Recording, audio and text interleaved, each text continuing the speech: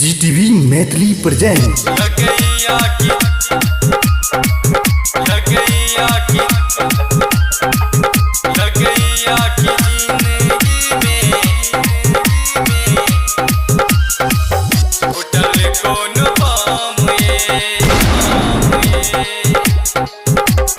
Music by DJ Umesh Sukhipur Bazar.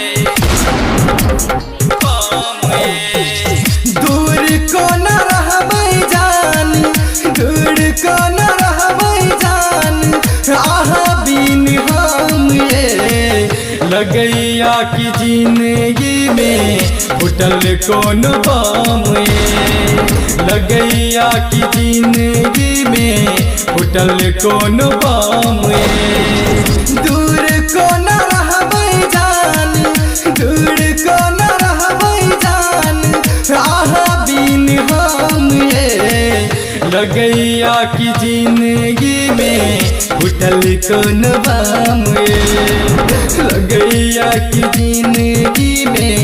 उठल कौन बाम ये लगैया की लगैया की लगैया की जिंदगी में डीजे उमेश कौन बाम ये सुखीपुर बाजार। उठल कौन music by DJ Umesh Sukhipur Bazar. घुर न तकली यहाँ भेल हर जाइए तोर का सपना सारा केली बेवफाइए हे जान ना हम आबिन तो हम एक पल दूर नहीं रह सके घुर न तकली यहाँ भेल हर जाइए तोर का सपना सारा केली बेवफाइए जाऊ जान पिया संगे जाऊ जान पिया संगे रात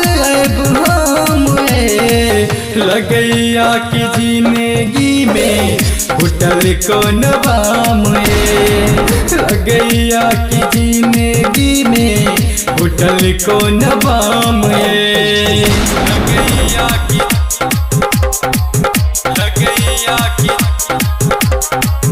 लगैया की जिंदगी में डीजे उमेश कौन बाम ये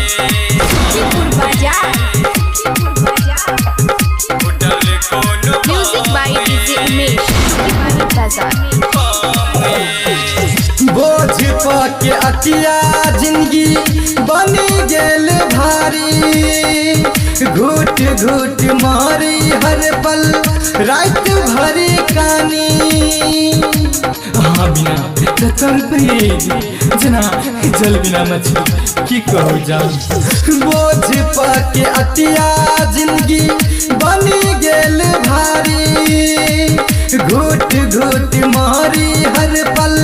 रात भरी कानी कोना खुश रहबै जान कोना खुश रहबै जान डूबल छी गाम में